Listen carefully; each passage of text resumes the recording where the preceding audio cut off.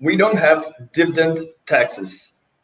We have like 34% corporate taxes. And when we look to most developed countries, they tax dividends.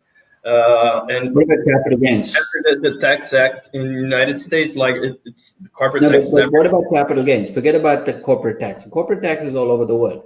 So dividend capital gains is 15%. It's 15% in Brazil. 15%? Yeah. Yes. But do you think?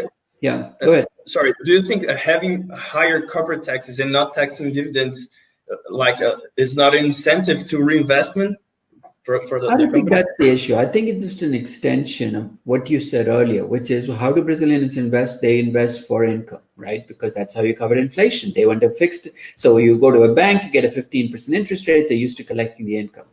So I think the government is operating under this misguided view that if they make stocks look like fixed deposits, that people will like stocks, which is a terrible way to think about equities. You know who's hurting? It's hurting young growth companies. You ask me how come there are not more IPOs in Brazil? If people expect you to pay a big dividend, that's why they buy stocks. Why would I ever, as a young growth company, list myself in Brazil? What Brazilian investor is going to buy my stock if I told them, look, I've got negative cash flows for the next 10 years. Not only will I not be paying you a dividend, but I'll keep issuing shares. The typical Brazilian investor who's trained to collect cash flows and dividends every year is going to say, you're a terrible company, go away, which means Facebook, Google, Amazon, Apple would never have made it to becoming who they are today. So I think it's a reflection. Inflation leaves deep wounds. I mean, hyperinflation in Brazil was what, 1991, 92? You know what? You're still recovering from it. You might think you're over it, but it's still, the system is structured around dealing with inflation and getting investors okay with it. So I think that's what you see here. Your history kind of affects almost everything that you're seeing.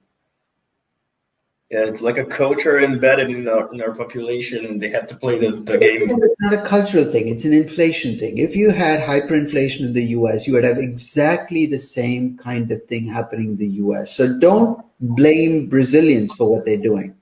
Blame what happened in your economic history for why Brazilians are what they are. Because it's so easy to say, well, culturally, we're not long-term. We're all sure, we're all impatient. I don't like that. I think investors all over the world have a distribution. There are long-term investors in Brazil, and there are short-term traders in Brazil. There are long-term investors in the US and short-term traders in the US.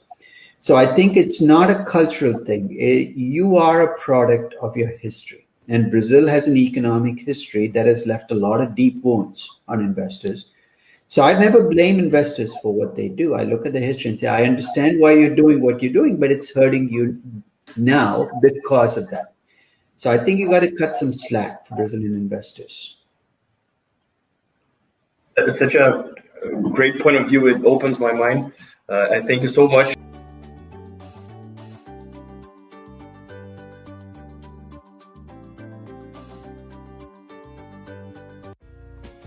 Minuto investido, conhecimento compartilhado.